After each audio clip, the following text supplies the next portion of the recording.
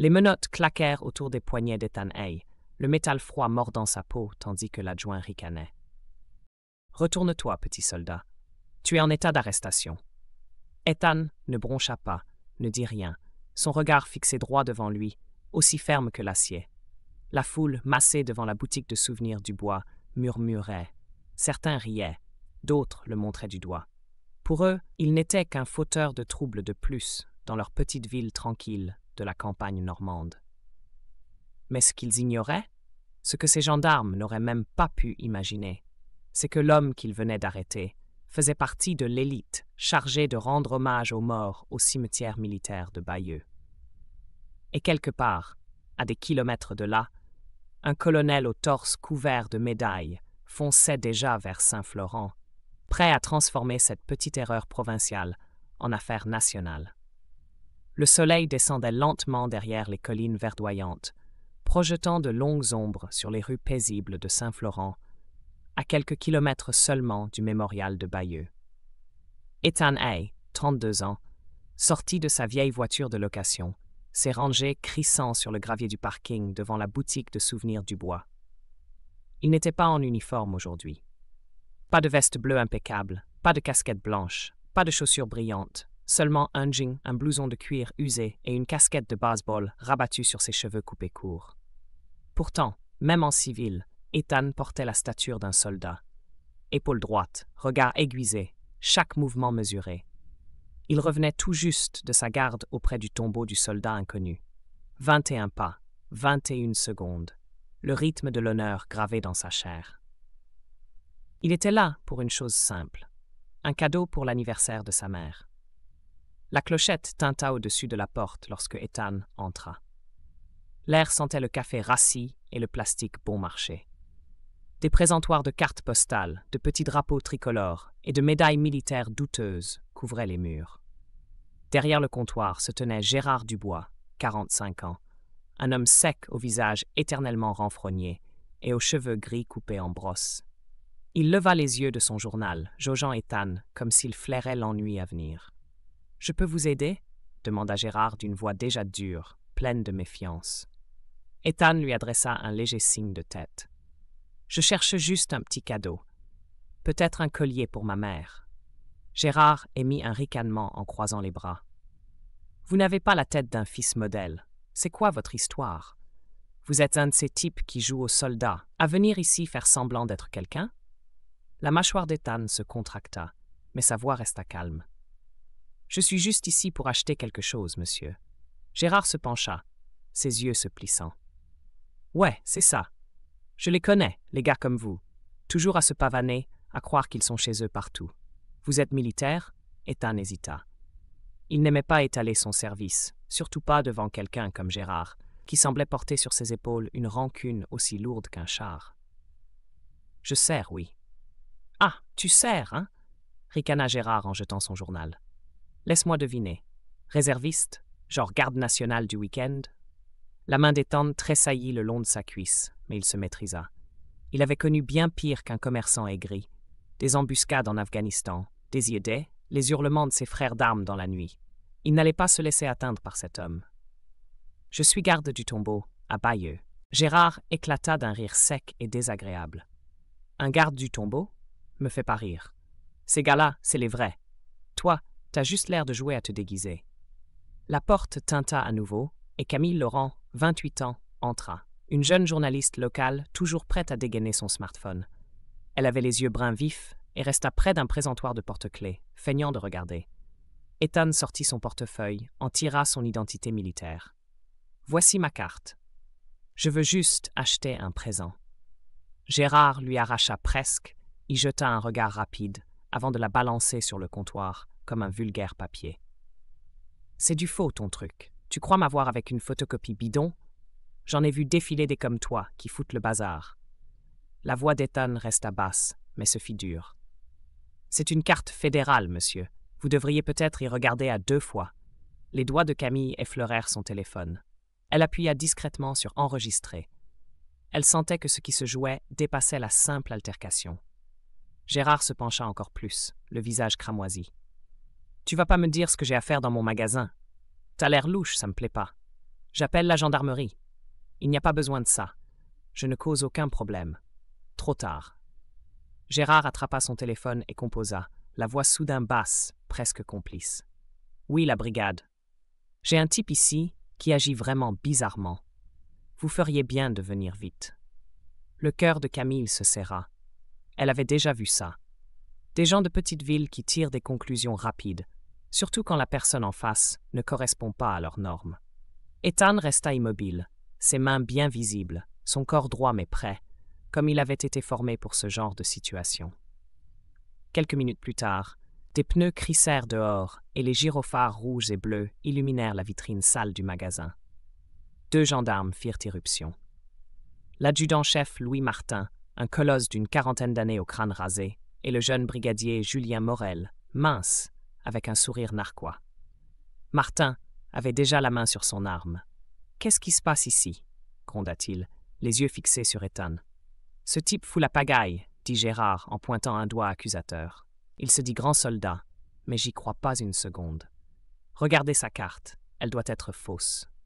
Ethan leva les mains lentement, paumes ouvertes. « Messieurs, je suis le sergent-chef Ethan Hay, garde du tombeau à Bayeux, en mission officielle.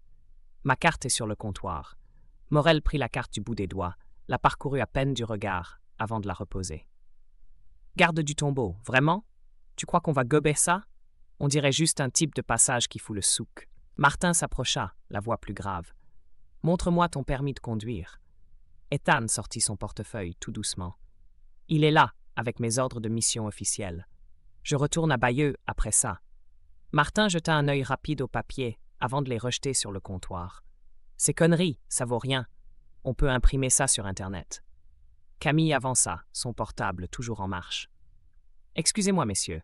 Je suis journaliste à l'Écho de Saint-Florent. Ce document me semble tout à fait légitime. Vous devriez peut-être vérifier avant d'aller plus loin. » Martin la foudroya du regard. « Mêlez-vous de vos affaires, madame. Ça ne vous regarde pas. » La voix d'Ethan fendit le silence, ferme. « Je vous demande d'appeler le mémorial de Bayeux. Contactez le colonel Jean Moreau, il confirmera mon identité. » Morel ricana. « T'entends ça? Il veut qu'on appelle son colonel. Retourne-toi, main derrière le dos. »« Monsieur, vous faites une erreur. Je ne résiste pas, mais je ne partirai pas tant que mon identité ne sera pas vérifiée. » Le visage de Martin se durcit. « Ça suffit. Obstruction à la justice. » Avant qu'Ethan ne puisse répondre, Morel lui attrapa le bras et le tordit violemment. Ethan se raidit, mais ne lutta pas. La formation. Il savait que résister empirerait tout. Les menottes claquèrent, mordant ses poignets. Une petite foule s'était assemblée dehors. Des habitants, quelques touristes, même un vieil homme portant une casquette « Algérie 62 » qui regardait, hébété. Camille leva la voix. « Vous êtes en train de détenir un soldat en service sans raison valable. Je diffuse ça en direct. » Elle appuya, lançant le direct. À l'écran, Ethan, calme mais menotté, sa carte militaire ignorée sur le comptoir et les gendarmes le bousculant. Les commentaires affluèrent aussitôt. Des vétérans, des habitants, des inconnus, tous indignés. À l'intérieur, Gérard croisa les bras, un sourire satisfait aux lèvres. Voilà ce qui arrive quand on se croit supérieur. Ethan planta son regard dans le sien, imperturbable. Je ne me crois pas supérieur. Je veux juste faire mon devoir et honorer ceux qui sont tombés. Le vieil homme dehors se fraya un chemin, la voix tremblante mais ferme.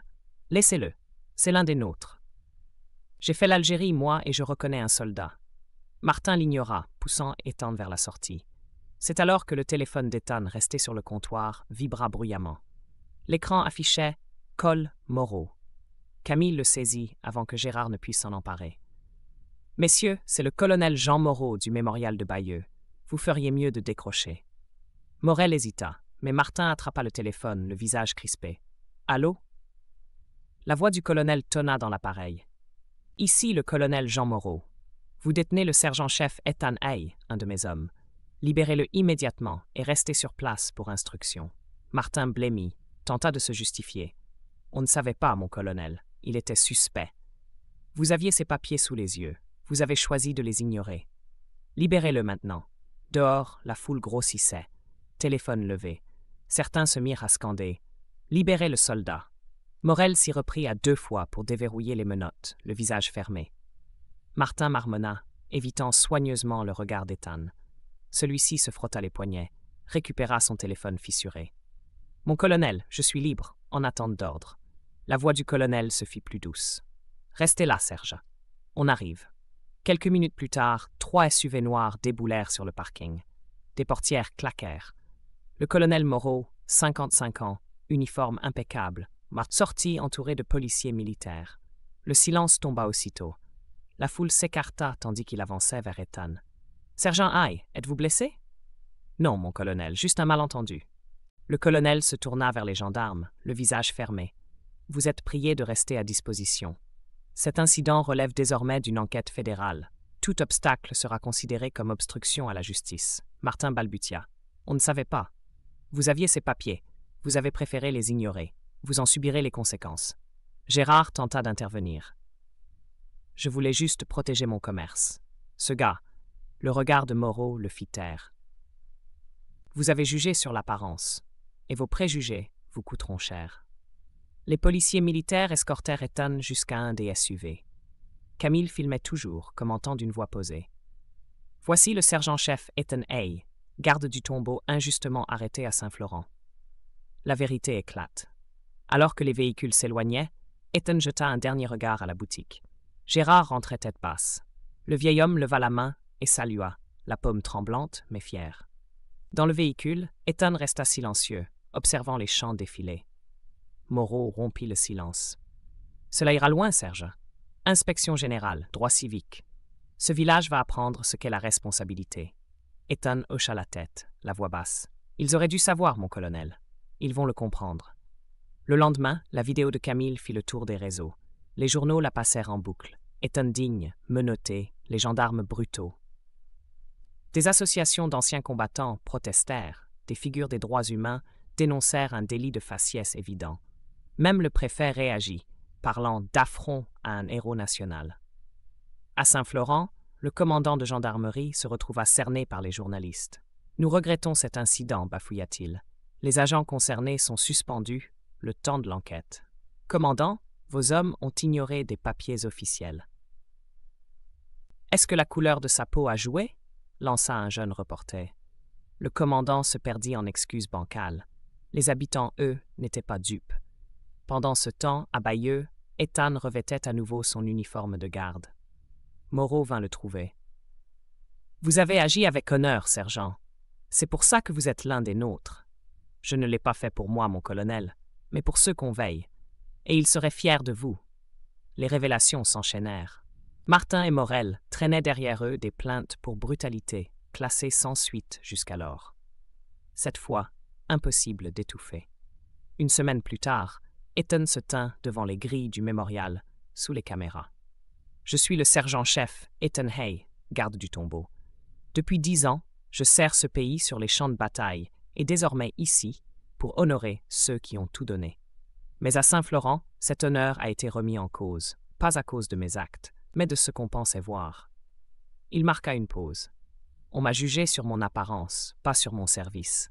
On m'a menotté, humilié. Je ne suis pas là pour qu'on me plaigne, mais parce que le silence n'est pas une option. Le respect n'est pas négociable. L'honneur n'est pas quelque chose qu'on peut vous arracher. » Les applaudissements partirent, timides puis puissants, recouvrant le cliquetis des objectifs. Ethan n'avait pas parlé aux journalistes, mais à l'enfant qui regardait, aux vétérans oubliés, à tous ceux qu'on avait un jour traités comme s'ils n'étaient rien. Si nous ne savons pas honorer les vivants, comment pouvons-nous honorer les morts? Puis il retourna à son poste. 21 pas. 21 secondes. Sous la pluie fine, Ethan Hay se tint plus droit que jamais. Gardien de l'honneur pour les morts, pour la vérité, pour tous ceux qu'on avait voulu effacer.